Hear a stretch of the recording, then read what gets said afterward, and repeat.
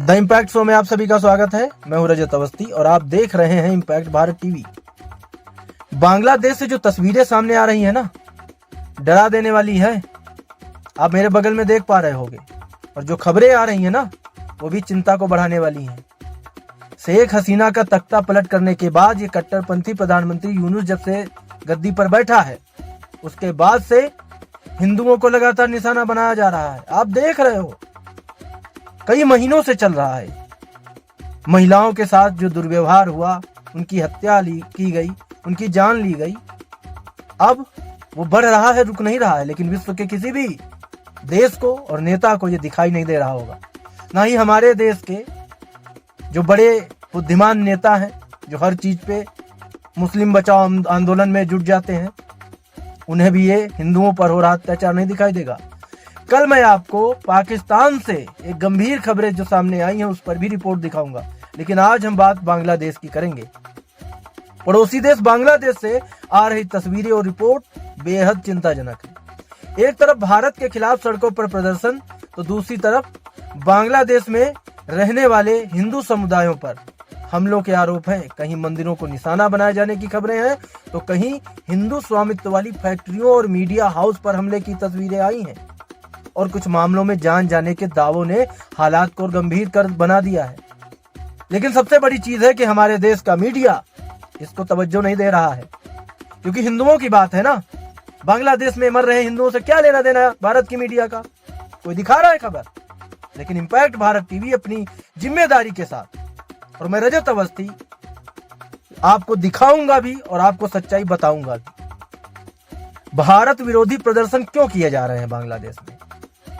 हिंदू समुदाय को निशाना बनाए जाने के आरोप कितने गंभीर हैं, आप समझ सकते हो इस चीज को। और ये आरोप थोड़ी ना है, सच्चाई है। जो तस्वीरें और वीडियो जो वहां से सामने आ रहे हैं, वो दिल को दहला देने वाले हैं। बांग्लादेश का सरकार का कितना गैर जिम्मेदाराना रुख और रवैया है इस पर, वो आप सभी कई महीनों से देख रहे हो। और भारत की प्रतिक्रिया इस पर क्या हो सकती है, ये भी सोचने वाली बात है।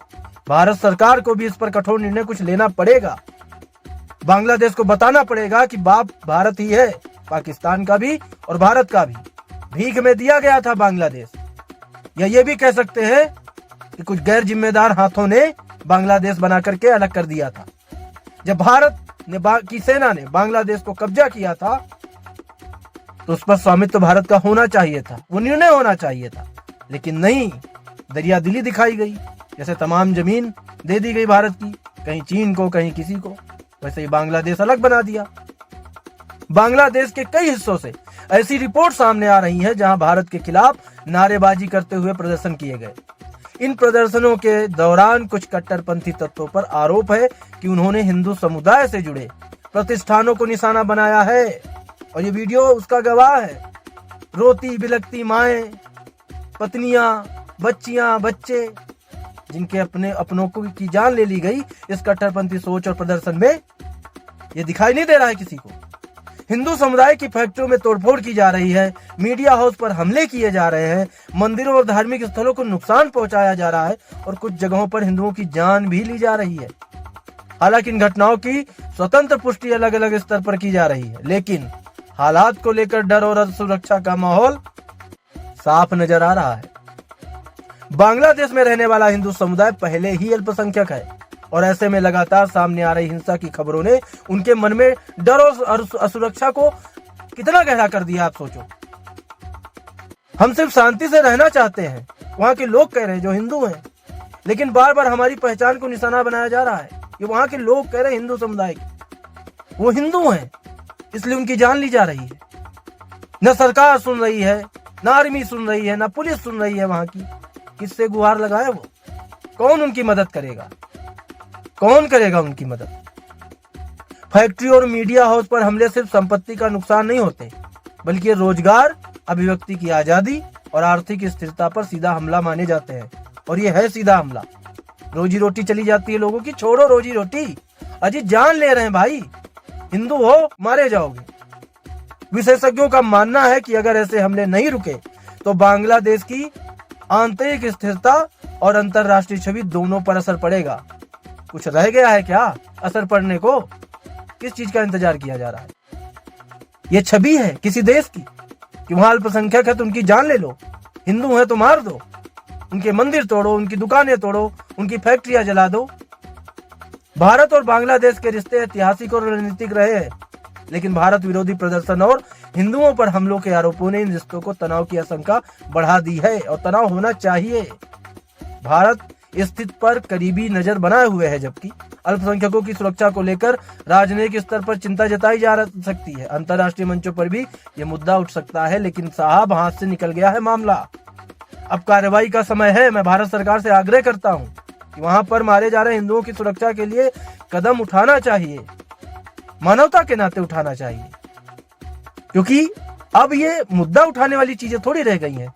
जब तक आप मुद्दा उठाओगे कितनों की जानें चली जाएंगी। और अब सबसे बड़ा सवाल ये है कि क्या बांग्लादेश सरकार इन घटनाओं पर सख्त कार्रवाई करेगी, क्या दोषियों को सजा मिलेगी और क्या हिंदू समुदाय को सुरक्षा का भरोसा दिया जाएगा? कैसे दिया जाएगा? अभी तक दिया गया, कई महीने निकल गए। लोकतंत्र में सरकार की सबसे बड़ी जिम्मेदारी होती है हर नागरिक की जान, माल और सम्मान की रक्षा, लेकिन क्या हो रहा है? बात हाथ से निकल गई है।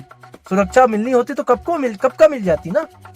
बांग्लादेश में भारत विरोधी प्रदर्शन हो या हिंदुओं पर हमले के आरोप हो, यह सिर्फ एक देश का आंतरिक मामला नहीं रह जाता, बल्कि मानवाधिकार, अल्पसंख्यक सुरक्षा और क्षेत्रीय शांति का मुद्दा भी बनता है ना।